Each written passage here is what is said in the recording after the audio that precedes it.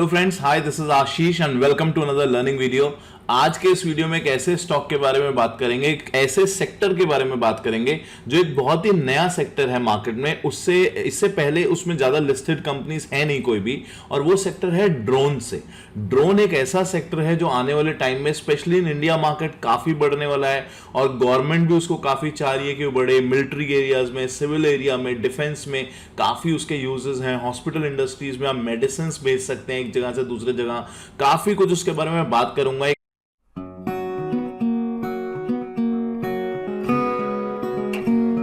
ऐसा stock ideal force जो अभी लॉन्च हुआ है, उसका आईपीओ फ्राइडे को उसका आईपीओ आया 672 के आसपास वो स्टॉक्स मिला लोगों को, और जब फ्राइडे को क्लोजिंग हुई उसकी ऑलमोस्ट 1300 के आसपास क्लोजिंग हुई।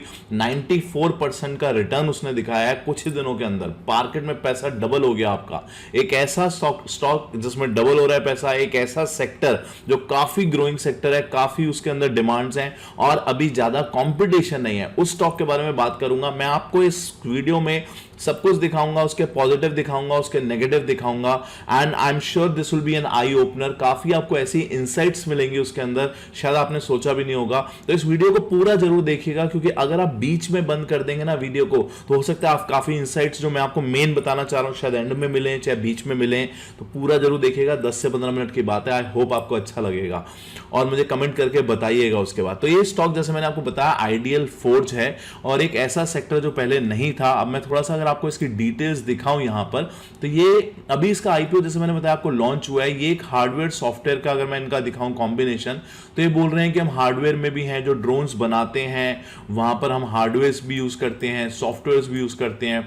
अगर मैं इनका सॉफ्टवेयर बताऊं आपको, तो इनके दो मेन सॉफ्टवेयर हैं, ब्लू फायर लाइव जिसको ये बोलते हैं, और ब्लू फायर टाउच पता नहीं क्या टॉर्च है क्या है, तो जो भी है। तो दो नए नाम हैं जो मेन सॉफ्टवेयर हैं जो इनके ड्रोन्स में लगते हैं। ठीक है, तो ये समझ में आया यहां से। अगर मैं इनकी मार्केट लीडर की बात करूं, तो ये बोल रही हैं, कंपनी बोल रही है कि एज पर 2022 50% मार्केट शेयर हमारे पास है। 50% मतलब अगर 100 ड्रोन्स इंडिया में बिकते हैं तो उसमें से 50% ड्रोन्स हमारे होते हैं, चाहे वो डिफेंस में बिक रहे हो, मिलिट्री में बिक रहे हो, चाहे सिविल्स खरीद रहे हो, 50% ड्रोन्स हमारे हैं, विच इज वेरी गुड। अगर मैं इनकी सेल्स की बात करूं, यहां पे आप सेल्स के नंबर्स देख सकते हैं प्रोडक्ट वाइज। तो इनकी जो सेल है प्रोडक्ट वाइज, वो 2023 में 90% जो पैसा इनका आ रहा है वो प्रोडक्ट सेलिंग से आ रहा है। ड्रोन्स बेचते हैं तो वहां से आता है। कई बार होता है ना कि ड्रोन्स की आप मेंटेनेंस भी कर रहे हो या कोई आपके अदर इनकम सोर्स है, वहां से आ रहा है। ये बोल रहे हैं नहीं, 90% हमारा पैसा ड्रोन्स की सेल से आ रहा है जो हम प्रोडक्ट्स बेचते हैं। बट 2022 में 99% पैसा वहां से आता था। 10% पैसा जो है अब हमारा कहीं और से भी आ रहा है। ओके, उसको भी देखेंगे कहां से आ रहा है। सेल्स ऑफ सर्विसेज जैसे मैंने बताया, इसमें ज्यादा फर्क नहीं है। 2022 में 0.2 था, 0.5 हो गया। अदर इनकम्स इनकी कुछ बड़ी हैं, जहां पे 10% का गैप आपको दिख रहा है, जो कि 9% यहां पे बन रहा है। ठीक है, इसमें भी जाएंगे डिटेल्स में कौन सी अदर इनकम्स है, कहां से आया ये पैसा। बट मोटा मोटा जब ये ड्रोन्स बेचते हैं तो वहां से इनको पैसा आता है। क्या करना चाहिए आपको इस स्टॉक के, वो भी मैं आपको बताऊंगा।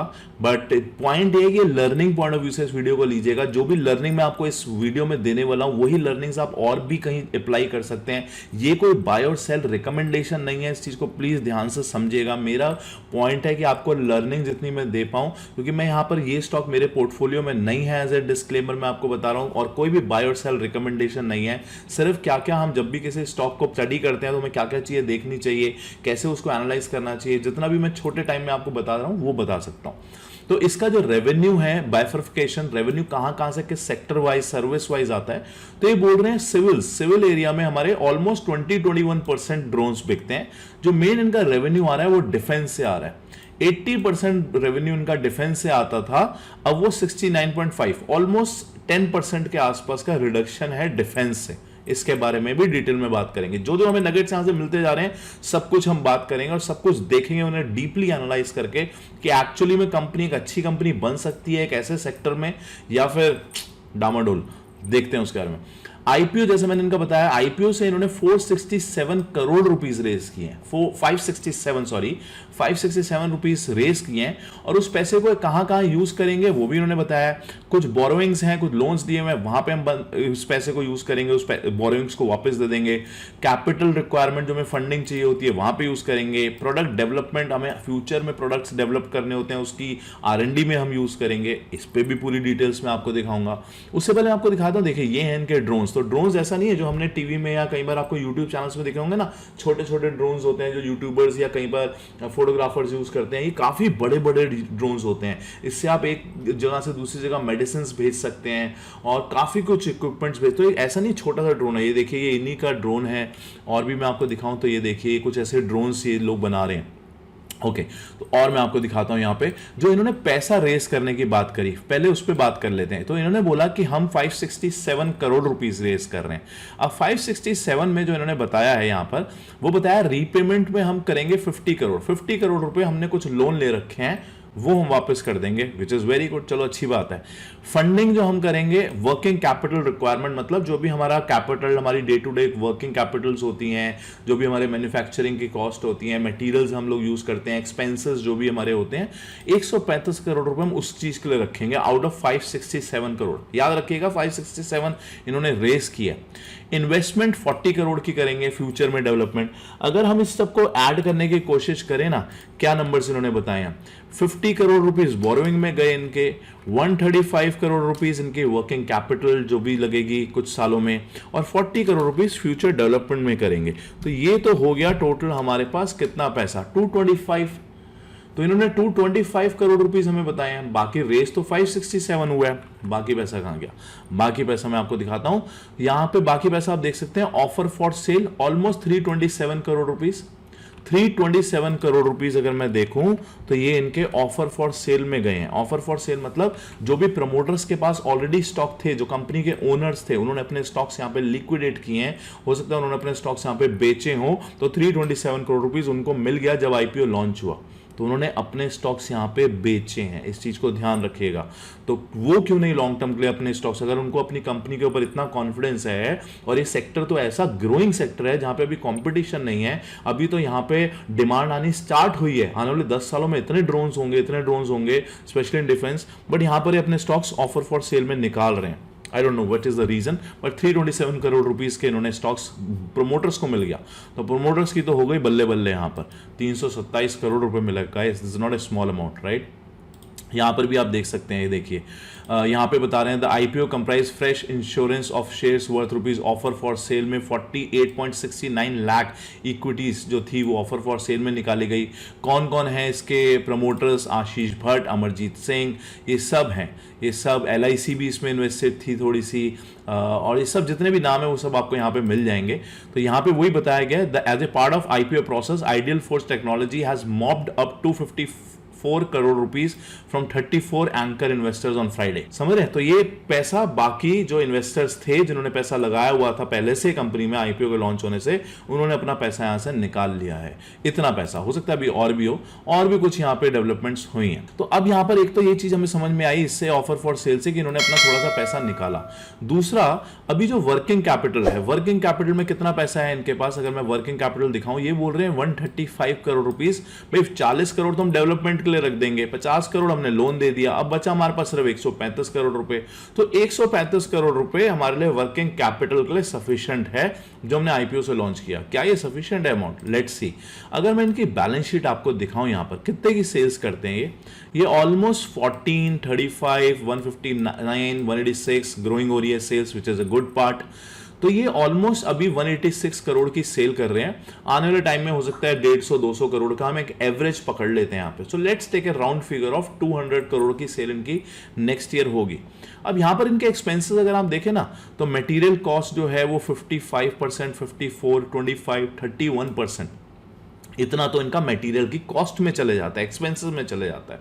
मतलब कि मोटा मोटा अगर मैं यहाँ एक रफ नंबर पकड़ूं, एक एवरेज पकड़ूं इसका पिछले 4 सालों का, तो 50% ऑफ द अमाउंट जो है इनका वो चले जाता है मटेरियल की कॉस्ट में। उसके बाद मैन्युफैक्चरिंग में कुछ जाता है और एम्प्लॉय की कॉस्ट में कुछ जाता है। इस एम्प्लॉय कॉस्ट को भी हम डिस्कस करेंगे, इतना वेरिएशन क्यों है। 141% एम्प्लॉय को दिया जा रहा है, फिर 74, 22, अब 36, बहुत वेरिएशन आ रहा है। चलिए पहले बात करते हैं कि जो इन्होंने 130 कितना बताया, 135 करोड़ इनके पास रहेगा जितने भी इन्होंने आईपीओ लॉन्च। 200 करोड़ की सेल में ऑलमोस्ट 50% के तो इनके एक्सपेंसेस हो रहे हैं। तो मतलब क्या हुआ, सिर्फ 100 करोड़ रुपए के आसपास तो इनके एक्सपेंसेस हो जाएंगे नेक्स्ट ईयर। तो 135 में से 100 करोड़ मतलब सिर्फ इन्होंने जो कैपिटल रेस करी है अपनी स्टॉक मार्केट से, वो इनके पास सिर्फ 1 साल का पैसा है। आप समझ रहे हैं ये पॉइंट? आई होप आपको समझ में आ रहा होगा। समझ में आ रहा है तो कमेंट में बताइएगा। I hope it is awesome, right? Just mention this thing in the comment. तो 135 करोड़ रुपए उसमें से 100 करोड़ तो इनके एक्सपेंसेस में ही चले गए, तो 1 साल का पैसा इनके पास बचा। नया सेक्टर होने की वजह से ना काफी टाइम गवर्नमेंट भी आपको कई चीजों पे रिबेट्स देती हैं, आपकी पॉलिसी सिंप्लीफाई करती हैं, और एक ऐसा सेक्टर बहुत जल्दी ग्रो हो जाता है क्योंकि कंपटीशन ज्यादा होता नहीं है। तो वो भी मैं आपको दिखाया था यहाँ पे। ये देखिए यहाँ पे एक सिंप्लीफाइज ड्रोन की पॉलिसी, जो simplifies the policy for export of drones, ये गवर्नमेंट मिनिस्ट्री ऑफ कॉमर्स का एक आर्टिकल है। पूरा डिटेल में मैं नहीं जा रहा हूं, बट मैं आपको ये दिखाना चाह रहा हूं कि गवर्नमेंट की तरफ से भी इस सेक्टर को काफी हेल्प दी जा रही है, सो दैट नई नई ड्रोन्स कंपनियां आई यहां पे।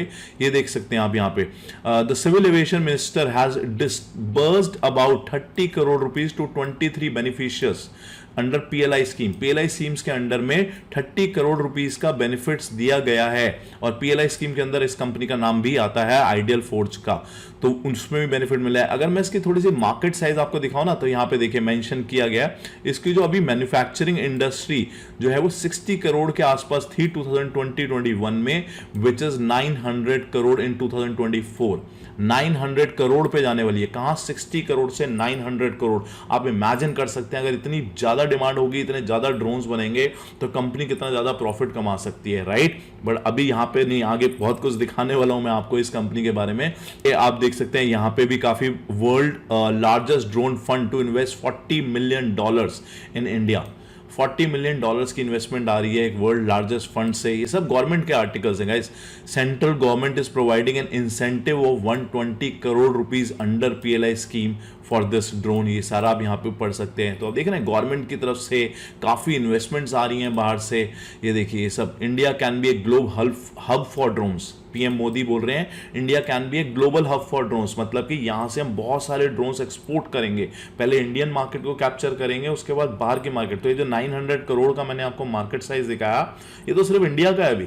अगर आइडियल फोर्ज बाहर का भी मार्केट लेना शुरू कर दें, तो आप सोचिए जो अभी कंपनी की सेल 180 करोड़ की हो रही है, और वो बोल रहे हैं कि हमारा 50% मार्केट शेयर है, तो 900 करोड़ में से ऑलमोस्ट 400 साढ़े 400 करोड़ तो वो इसकी सेल बढ़ जाएगी, प्लस अभी बाहर की सेल जो आएगी वो अलग। ये देख सकते हैं आप, ये सब यही बताया जा रहा है कि ड्रोन्स मार्केट साइज बढ़ रही है।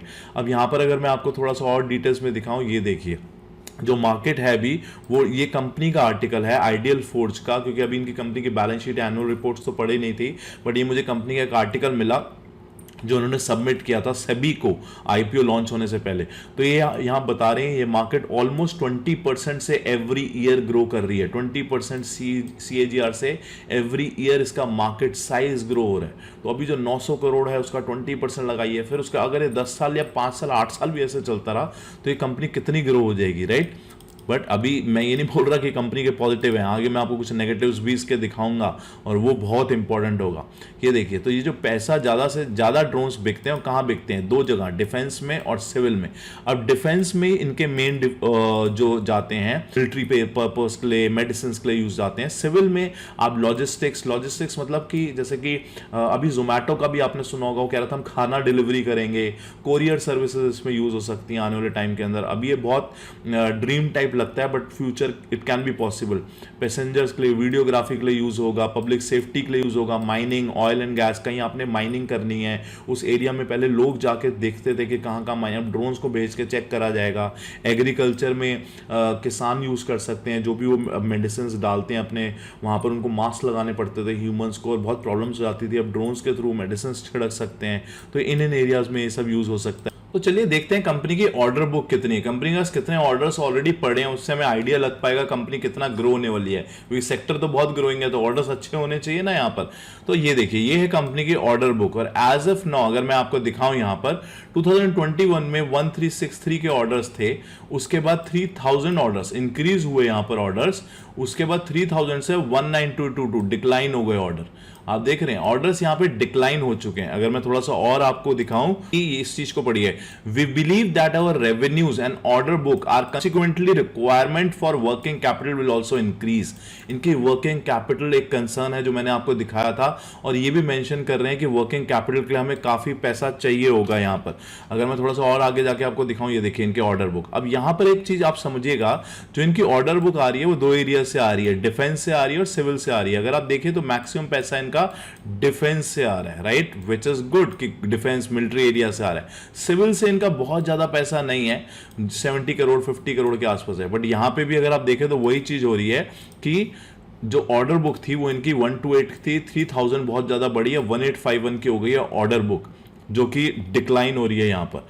थोड़ा सा अगर मैं आपको और आगे दिखाऊं इसका, तो यहां पर भी आप देख सकते हैं इनकी जो ऑर्डर बुक है उसमें थोड़ा सा डिक्लाइन आया है, और वो डिक्लाइन डिफेंस की तरफ से ही आ रहा है। अब यहां पे प्रॉब्लम ये होती है कि आप किसी एक सेक्टर के ऊपर या किसी एक के ऊपर इतने डिपेंडेंट हैं। आप ये देखिए, इससे ये पता चलता है कि आपके मैक्सिमम ऑर्डर डिफेंस से आ रहे हैं। अगर कल को गवर्नमेंट को और वेंडर्स मिल गए, और वो आई एम श्योर मिलेंगे वेंडर्स, क्योंकि एक ऐसा सेक्टर है, ग्रोइंग सेक्टर है, तो आपके ऑर्डर्स यहाँ पे डिक्लाइन हो सकते हैं। और वही यहाँ पे देखने को मिल रहा है कि ऑर्डर्स डिक्लाइन हो रहे हैं, पहली चीज। दूसरी चीज, ये ऐसी कंपनी है जो सिर्फ एक डिफेंस के ऊपर डिपेंडेंट होकर चल रही है। अगर कल को गवर्नमेंट ने किसी भी रीजन से कोई ऐसा रूल आ गया कि हम डिफेंस ड्रोन्स ही बंद कर देते हैं, या हम ड्रोन्स का एक नया रूल आ गया कि इस वजह से हम ड्रोन्स नहीं यूज कर सकते, कोई भी एक ऐसा रूल आ सकता है, या फिर उनको और अच्छे वेंडर्स मिल सकते हैं, या फिर वो इंडिया में ही ऐसे एक वेंडर्स बना लें जो बाहर से इंपोर्ट ना करें, तो कुछ भी हो सकता है। तो ये एक मेजर मेरे को प्रॉब्लम दिखती है, और मैं और आपको एक्चुअल प्रॉब्लम दिखाता हूं यहाँ पे है क्या।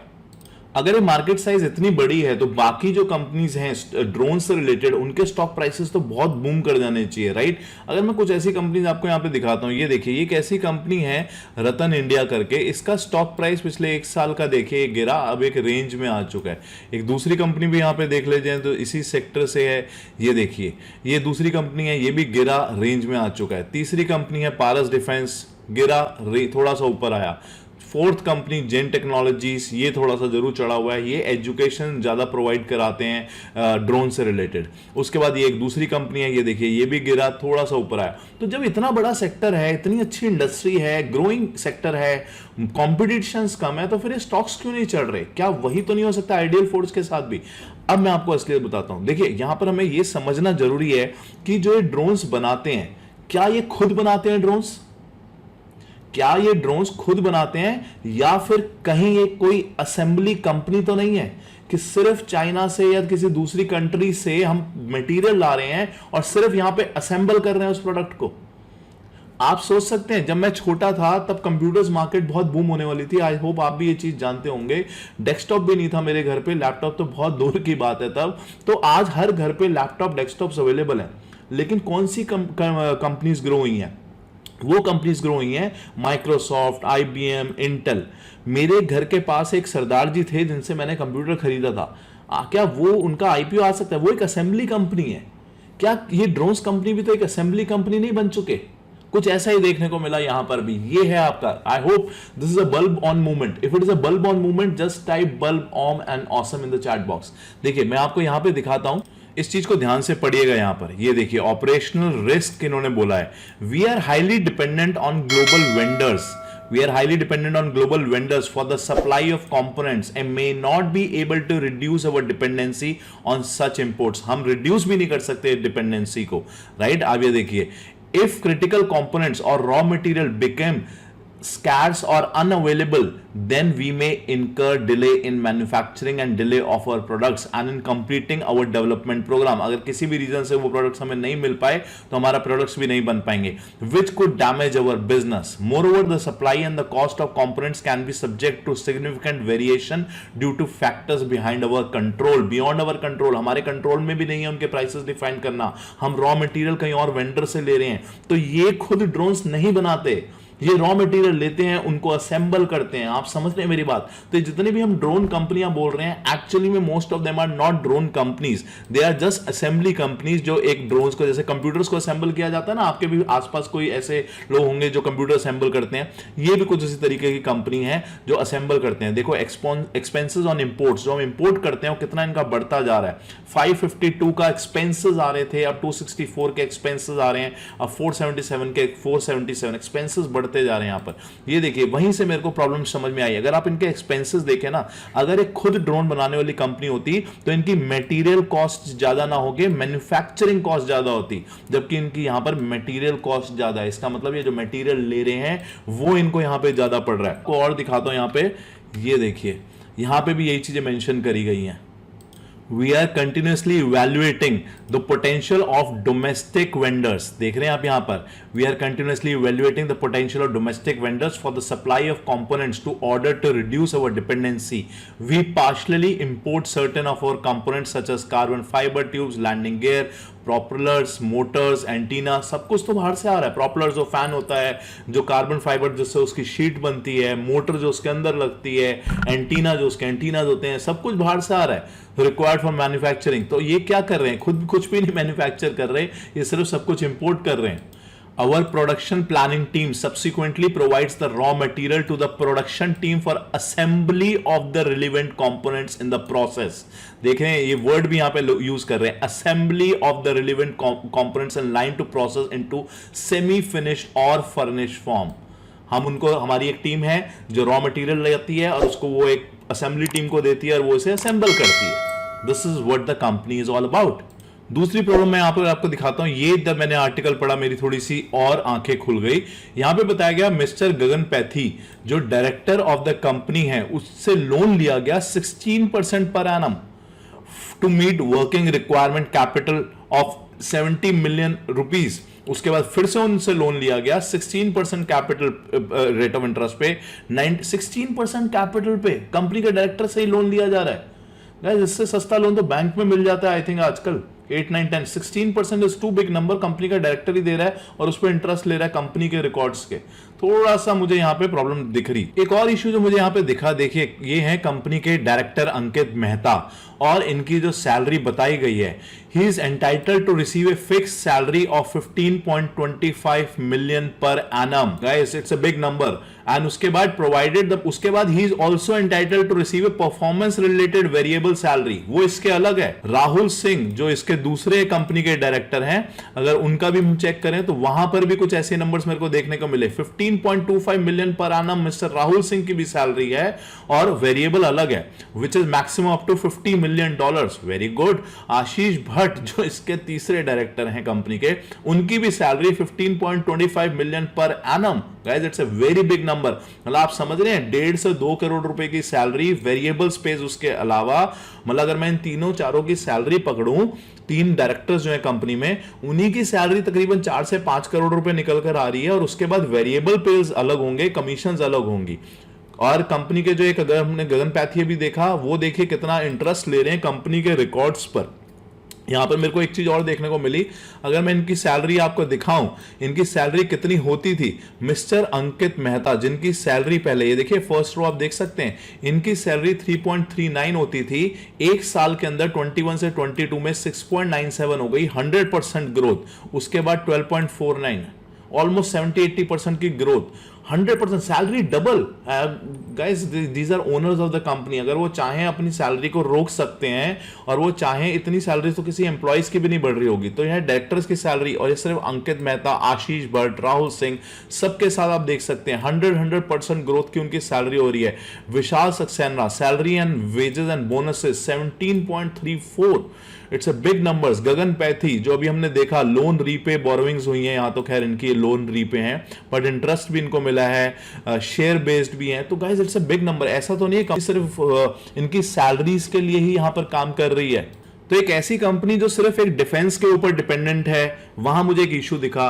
दूसरा सबसे मेजर इशू, ये खुद ड्रोन्स नहीं बनाते, ये सिर्फ असेंबली कर रहे हैं गाइस। आप बोलेंगे यार मैं कल को अगर इतनी बड़ी मार्केट साइज है तो हो सकता है प्लांट लगा ले अपना ड्रोन्स बनाने का। इस चीज को थोड़ा ध्यान से समझिएगा। देखिए अगर मैं हूं, मेरे को एक कंप्यूटर टीवी के ऑर्डर मिल रहे हैं और मैं लेट्स अज्यूम कि मेरे को एक टीवी कंपनी है और उन्होंने मेरे को 5 लाख ऑर्डर्स दिए हैं कि मुझे आप 5 लाख ऑर्डर्स दीजिए मुझे टीवी, तो मैं क्या करूंगा? मैं खुद टीवी बनाना प्लांट थोड़ी ना लगाऊंगा। मैं चाहूंगा चाइना से या कहीं से इंपोर्ट कर लेता हूं, उसमें मुझे थोड़ा सा मार्जिन मिलेगा तो मैं बेचना शुरू कर दूंगा उस टीवी को। मैं कभी नहीं सोचूंगा कि टीवी का प्लांट मैं खुद लगाऊं। It is a big big responsibilities. उतनी मुझे R&D करनी पड़ेगी, उसमें मुझे एक्सपर्टीज लेना पड़ेगा, उतना मुझे प्लांट पे खर्चा करना पड़ेगा और पता नहीं कितना ग्रो करेगा। तो मैं 5 लाख टीवीज कहीं से इंपोर्ट करूंगा, उन्हें असेंबल करूंगा, उनके पार्ट्स और बेचना शुरू कर दूंगा। तो मेरा माइंडसेट क्या होगा? मेरा माइंडसेट हमेशा सेल्स की तरफ रहेगा, ना कि मुझे उस प्रोडक्ट को अच्छा बनाने की तरफ ज्यादा रहेगा।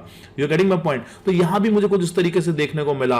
असेंबली कंपनी है, एक सेक्टर डिफेंस के ऊपर बहुत ज्यादा डिपेंडेंट है। सैलरीज देखिए आप प्रमोटर्स की, इतनी ज्यादा सैलरीज है। एम्प्लॉय एट्रिशन मैंने यहां पे देखा, तो एम्प्लॉय एट्रिशन जो इस कंपनी में हो रहा है ऑलमोस्ट 25% के आसपास हो रहा है। वर्किंग कैपिटल उन्हें हमेशा ज्यादा चाहिए होगी।